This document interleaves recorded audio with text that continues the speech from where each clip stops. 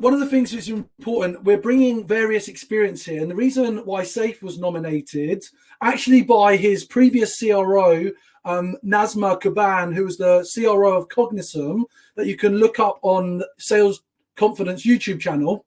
Saif is an example of someone that's actually been through the SDR role and is now an AE. In fact, he's going to be talking about how to break down your target into manageable and achievable chunks. Incredibly, he accelerated and outperformed all his peers at Cognism in an 8-month time period.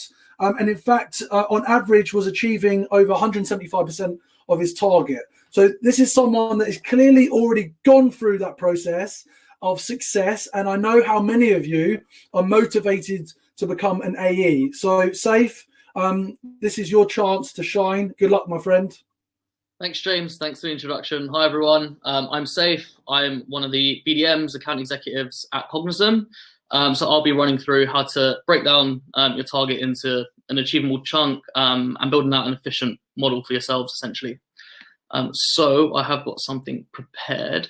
Quick introduction to myself. So I graduated June 2019. I started at Cognism as an SDR in the same month. Thank you and shout out to Venatrix for getting me into Cognism. I very quickly became a senior SDR and then I was promoted to AE in February.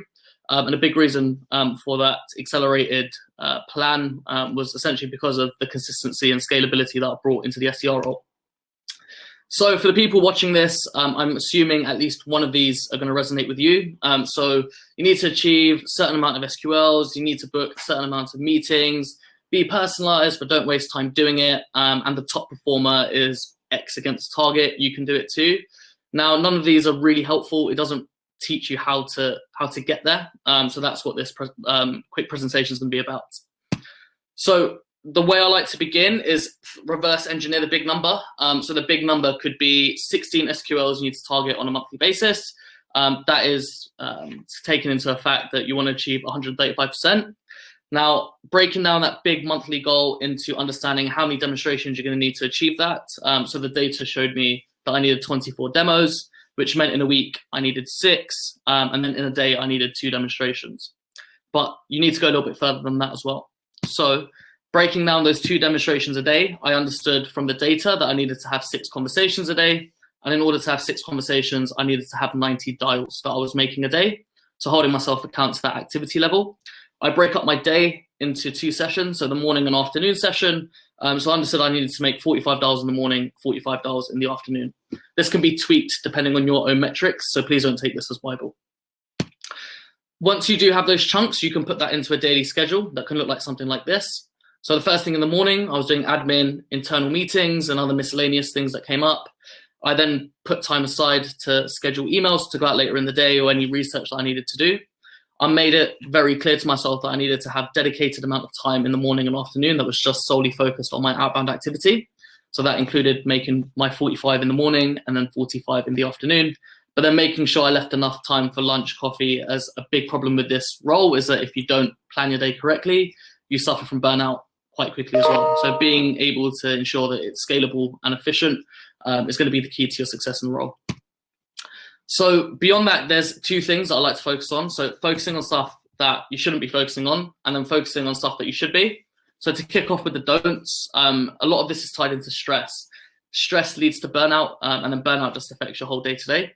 So don't stress yourself out if you didn't book a meeting that morning, that afternoon, that day, or that week. It's the nature of the role. There will be ups and downs. Don't stress yourself out by constantly comparing yourself to other people in the team.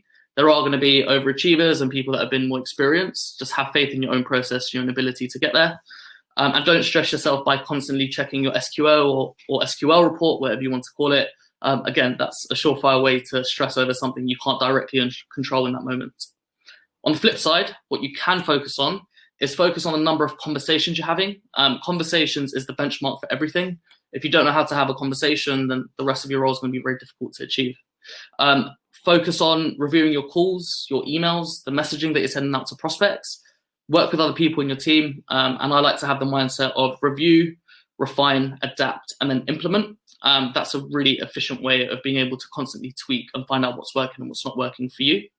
And then the last one is holding yourself accountable for activity levels. At the end of the day, no matter how much you put into personalization, how much research you do, if you're not reaching enough people enough at the time, you'll never be able to achieve the quantifiable metrics that you need to do. So the key things to remember, so the nature of your role, and this is unavoidable, is that there will be days where you won't have a conversation with anyone, but then the next day you may have 5. There'll be days where you'll book 3 meetings, followed by 3 days of none, and days you'll have 3 demos that qualify, but then 3 days that you won't have any qualify. Tough days are just unavoidable. The only thing that will break a slump or a tough period are your processes, your behaviors, your habits, and your mindset. By focusing on what you're putting in, the output will look after itself, and that's what I always live by.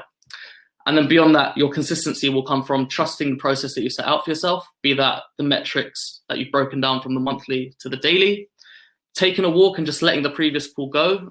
We've all been there. Someone's been, I need to watch my language here, but someone's not been nice to you, and that can affect your next call. But going for a walk, coming back fresh, and starting from scratch is the best way to approach every conversation you have. And then understanding and focusing that the conversation is the key metric for everything. Without a conversation, you can't have anything else. So the more conversations you're having, the more you can refine those conversations, and the better your overall output and attainment will be. Focus on the quality and the quantity of your input, and then I promise that output will look after itself. And then the last thing, and the most important thing, is enjoy and celebrate your wins. And those wins aren't just hitting target or getting promoted. If you have a great conversation, share that with your team. If you have a great conversation and someone's booked in, again, share it. And then if you found a great way to break the noise, like Sophie mentioned, with a GIF or an emoji, anything that is a small win, make sure you celebrate those, because it's a tough job. And the more you can celebrate the smaller wins, the more you can look forward to those, and the more happy you will be naturally in the role. And then as more time you spend in the role, the better you'll be, the more experienced you'll be as well.